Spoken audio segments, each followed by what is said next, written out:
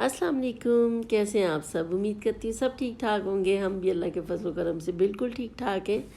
तो आज थी संडे नाइट और इब्राहिम की फरमाइश आ गई थी कि छोले भटूरे बनाएं। हलवा पूरी को वो छोले भटूरे कहता है, क्योंकि बच्चे जो है वो इंडियन कार्टून देखते हैं तो फिर आधी हिंदी और आधी उर्दू बोलते रहते हैं। तो उसकी फरमाइश पे फिर मैंने सोचा चलो बना लेती हूँ। तो रात को ही मैं चने अभी धो के कुकर में चढ़ा रही थी और आलू भी मैंने धो के साथ ही डाल दिए थे आलू की तरकारी बनाने के लिए। चने मैंने पहले नहीं भिगोए थे क्योंकि अभी बस उसने फरमाइश की तो मैंने सोचा चलो बना लेती हूँ। तो अभी यहाँ चने मैंने कुकर में डाल दिए, पानी डाल दिया और आलू भी साथ ही डाल के रख दूँगी। रात को मैंने चने और आलू वगैरह बॉईल कर दिए थे।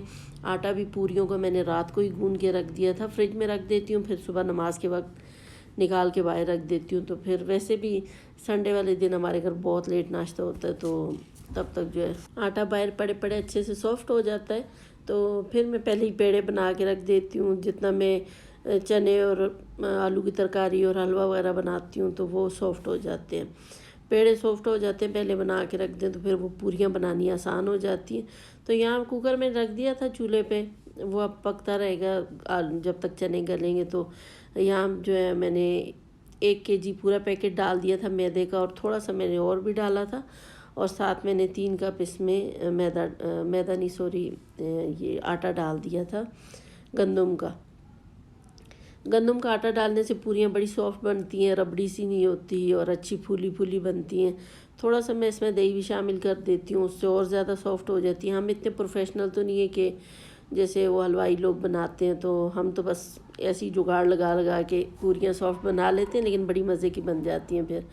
और 1.5 चम्मच मैंने इसमें डाल दिया था नमक और फिर नीम गर्म पानी से इसको गूंदना, ठंडे पानी से नहीं गूंदना, पानी गर्म करके इसको गूंद लिया था। और ये मुझे हया ने गूंद के दिया था। उस दिन मेरे पाँव में बहुत दर्द था, लेकिन फिर भी बस मैंने सोचा बना लेती हूँ। तो सुबह खैर ठीक हो गया था, रात को दर्द था तो हया ने फिर आटा मुझे गूंद दिया था। और यहाँ फिर सुबह जो है हम नमाज़ पढ़ के सो गए थे, आटा मैंने बाहर निकाल के रख दिया था। तो तकरीबन 9 बजे मैं दोबारा उठी थी। अभी मैं पहले सारे पेड़े बना के रख दूँगी यहाँ पे, तो जब तक फिर मैं चने और आलू की तरकारी वगैरह बनाऊँगी ये सॉफ्ट हो जाएंगे, फिर उसके बाद मैं पूरियाँ बनाऊँगी। वैसे भी पूरियाँ जो है वो गरम गरम ही अच्छी लगती हैं, तो मैं साथ साथ बनाती रहती हूँ और बच्चे खाते रहते हैं। तो यहाँ जो है एक मैंने कढ़ाई में ऑयल ले लिया था और चने भी बहुत सिंपल जल्दी बन जाते हैं, इसकी आलू की तरकारी सब कुछ ही बहुत जल्दी बन जाता है। तो उसमें मैंने जो है 1 टेबल स्पून भर के अदरक डाल दी थी और 1 टेबल स्पून ही मैंने इसमें लहसुन पिसा हुआ डाल दिया था और 1 टेबल स्पून में इसमें सब्ज़ मिर्चों का पेस्ट डाल दूँगी। और इनको हल्का सा पकाना है, बस इतना कोई ब्राउन नहीं करना, बस थोड़ा सा कच्चापन दूर करके इसमें बाकी मसाले डाल दूँगी और बाकी मसाले डाल के फिर हम इसमें चने शामिल करेंगे। तो यहाँ मैंने 2 टेबल स्पून भर के रेड चिली पाउडर डाल दिया था और यहाँ मैं डालूँगी इसमें 1 टेबल स्पून भर के सूखा धनिया पिसा हुआ। और यहाँ मैंने थोड़ा सा नमक डाला क्योंकि नमक मैंने चने बॉईल करते हुए भी डाला हुआ था। और ½ टी स्पून मैंने इसमें ज़ीरा पिसा हुआ डाला था, सफ़ेद ज़ीरा जो होता है। और थोड़ी सी मैंने इसमें हल्दी डाली थी। और फ्लेम इस वक्त मैंने बहुत ही स्लो की हुई थी तो वो चूल्हा बंद हो गया। अभी दोबारा से मैंने उसको ऑन किया, तो क्योंकि अगर तेज़ फ्लेम पे रखेंगे तो मसाले जल जाएंगे, तो बहुत ही लो फ्लेम पे पकाना है। और थोड़ा सा पका के बस इसमें पानी शामिल कर देना, वरना मसाले जल जाएंगे। और साथ ही मैं अब इसमें चने भी डाल दूँगी। चने डाल के हम इसमें थोड़ा सा बस पानी डाल के उनको थोड़ा मैश वगैरह करेंगे और पका लेंगे, बस इतना सा काम होता है। फिर उसको हल्की आंच पे मैंने छोड़ दिया था थोड़ी देर के लिए ताकि वो पकते रहें। तो अभी तो हम इनको पानी डाल के कवर करके थोड़ी देर तेज़ आंच पे छोड़ देंगे। जब इनमें अच्छी तरह बॉयल आ जाएगा, ये पक जाएंगे, तो फिर हम इसको फ्लेम लो करके थोड़ा सा ऊपर से गरम मसाला डाल के इसको दम दे देंगे। हलवा भी मैंने साथ साथ बना लिया था, लेकिन उसकी वीडियो मैंने रिकॉर्ड नहीं की क्योंकि हलवे की रेसिपी मैं पहले भी कई दफ़ा दे चुकी हूँ, तो इसीलिए आज मैंने रेसिपी रिकॉर्ड नहीं की, बस वैसे ही हलवा बना लिया था। और हलवे को अभी मैं बाउल में निकाल दूँगी और उसके बाद फिर मैं आलू की तरकारी बनाऊँगी। और आज मैंने सोचा था मैं आज आपके साथ अपनी फुल संडे की रूटीन, जो फुल डे रूटीन होती है, वो शेयर करूँगी। लेकिन बस ब्रेकफास्ट के बाद मुझे कॉल आ गई, मेरी कज़न ने दावत की थी खाने की, तो लंच में मुझे वहाँ जाना पड़ा। हालांकि लंच का बिल्कुल मूड नहीं था इतना हैवी नाश्ता करने के बाद, लेकिन उन्होंने दावत दी थी, इनवाइट किया था, फिर मुझे जाना पड़ा। तो यहाँ आलू की तरकारी के लिए मैंने कढ़ाई में थोड़ा सा ऑयल डाला था, उसमें थोड़ी सी ½ टी स्पून लाल मिर्चें, पिसी हुई और हाफ़ टी स्पून मैंने कुटी हुई लाल मिर्च डाली थी, थोड़ा सा सूखा धनिया और ज़ीरा डाला था हाफ़ टी स्पून, थोड़ा सा नमक डाला था, हाफ़ टी स्पून ही मैंने इसमें कलौंजी डाल दी थी और 1 टीस्पून के बराबर मैंने इसमें सौंफ डाल दी थी। और इन सबको हल्का सा मैंने बस फ्राई किया था, थोड़ा सा पका के। अब इसमें मैं आलू डाल दूंगी बॉईल किए हुए, और आलू ठंडे हो गए थे क्योंकि रात से बॉईल किए हुए थे, गर्म होते तो फ़ौरन मैश हो जाते, थोड़ा सा मुश्किल से मैश हो रहे थे। वैसे मुझे चाहिए था मैं पहले ही इनको मैश कर देती हाथ से और फिर मैं इसके अंदर डालती। गर्म होते तो फिर तो खैर ये इस तरह भी आराम से मैश हो जाते, लेकिन ठंडे थे तो थोड़ा सख्त हो गए थे। तो यहाँ मैंने इनको मैश कर दिया था। अभी मैं इसमें थोड़ा सा पानी डाल दूँगी और फिर मैंने इसमें डाला था 1 टेबलस्पून भर के अचार। तो ये बड़े मज़े के बने थे और आलू मैंने बहुत ही कम क्वांटिटी में बनाए थे, क्योंकि आलू की तरकारी जब भी बाहर से अगर हलवा पूरी मंगवाएं तो कोई भी नहीं खाता, तो इसलिए मैं बनाती भी नहीं हूँ, ज़्यादा चने और हलवा ही बनाती हूँ। लेकिन आज मैंने सोचा चलो बना लेती हूँ, तो वो मैंने बना ली और बहुत ही कम बनाए थे कि वैसे फिर बचे रहेंगे। तो यहाँ जो है चने भी हो चुके थे, तो मैंने इसमें हाफ़ टी स्पून गरम मसाला डाल के पिसा हुआ, तो अभी इसको दम दे दिया था। तो सब कुछ तैयार हो गया था, हलवा भी तैयार था, हमारी आलू की तरकारी भी तैयार हो गई थी और चने भी ऑलमोस्ट रेडी थे। तो बस मैंने ऑयल रख दिया था कढ़ाई में गरम करने के लिए। तो एक पेड़ा मैंने लिया, उसको कढ़ाई में डिप किया थोड़ा सा ऑयल में, और फिर अभी उसको ऐसे हाथ से फैला के पूरी बना के अभी इसको मैं फ्राई करूँगी। और वैसे भी आप ऑयल लगा सकते हैं, उसको ऑयल लगा के बेल सकते हैं, लेकिन उससे क्या होता है ना, अगर आप गर्म ऑयल में इसको डिप करें तो ये बहुत ही और ज़्यादा सॉफ्ट हो जाता है पेड़ा, और फिर बड़े आराम से हाथ से ना पूरी बन जाती है। इसको बिल्कुल भी मुश्किल नहीं होती पूरी बनाने में, हाथ से आप फैलाएं तो फ़ौरन से फैल जाता है और बड़ी तेज़ी से पूरियाँ बनती हैं। और खुश्का तो बिल्कुल नहीं लगाना इनको, वरना वो सख्त हो जाएंगी।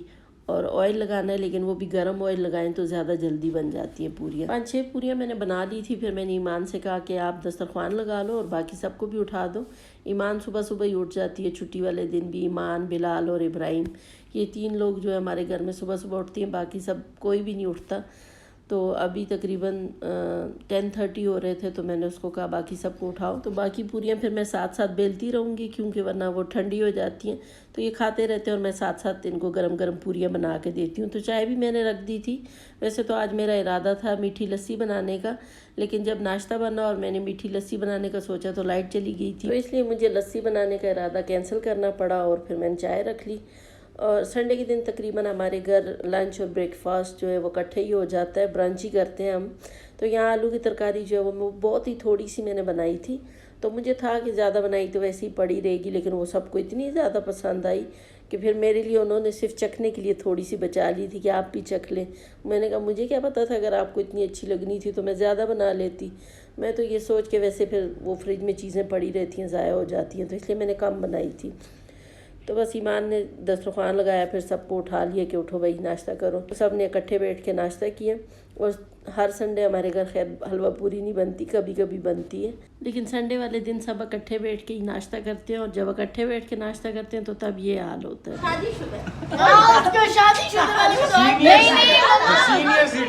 दनियाल भी अपना किस्सा सुनाए। शादीशुदा वाली यही शादीशुदा दनियाल बैठते भी उसके साथ अभी मजा आता है। नजर लग जाएगी, सारे देखते हो गए शादीशुदा।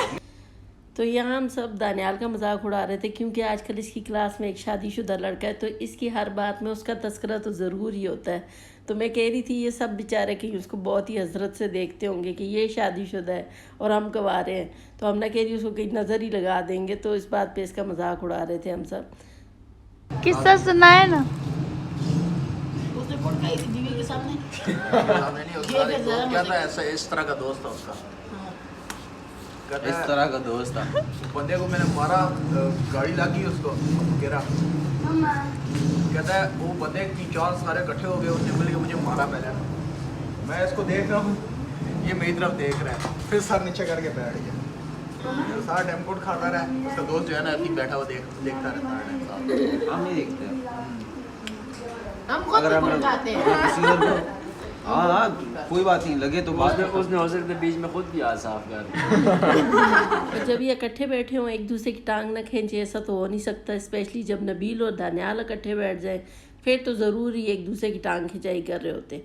तो यहाँ भी बस वही दानियाल को किस्सा सुना रहा था अपने क्लास फेलो का। और वैसे भी कोई भी बात करें तो दानियाल को उससे अपने किसी न किसी क्लास फेलो का किस्सा ज़रूर याद आता है। तो ये फिर उसका मजाक उड़ाते हैं कि जब भी कोई बात करें तो इनको अपने क्लास फेलो का किस्सा याद आ जाता है। तो वो नबील को चिढ़ा रहा था कि इस तरह का दोस्त था ये वो, तो बस इनका चल रहा था। तो ब्रेकफास्ट के बाद में ये कपड़े वगैरह प्रेस किए थे, क्योंकि मुझे नाश्ते के बाद जो है लंच के लिए कॉल आ गई थी, दावत दी थी मुझे मेरे कज़न ने। मेरे चचा की बेटी है और मामू का बेटा है, तो वो हस्बैंड वाइफ हैं दोनों। चचा उम्रा करके आए थे, उनकी दावत की थी, तो उस पर मुझे भी इनवाइट किया था। उसके लिए ये कपड़े मैंने प्रेस किए थे। और ये मेरी ईद का ड्रेस है, मैंने आपको दिखाया था पहले भी। तो बस कपड़े वगैरह प्रेस किए। अभी मैंने सोचा जाने से पहले एक राउंड में कपड़ों का लगा जाऊं, क्योंकि संडे है तो संडे वाले दिन यूनिफॉर्म तो ज़रूर ही धुलते हैं, तो इसलिए मैंने सोचा मैं यूनिफॉर्म का एक राउंड लगा जाती हूं, बाकी मैं आके फिर लगा लूँगी। तो आज का व्लॉग भी यहीं तक था। अच्छा लगा तो लाइक ज़रूर कर दीजिएगा और चैनल को सब्सक्राइब भी कर लीजिएगा। और उसके बाद फिर मैं कुछ शूट नहीं कर पाई, तो इसलिए फिर मिलेंगे इंशाल्लाह नेक्स्ट व्लॉग में। तब तक के लिए अल्लाह हाफ़िज़।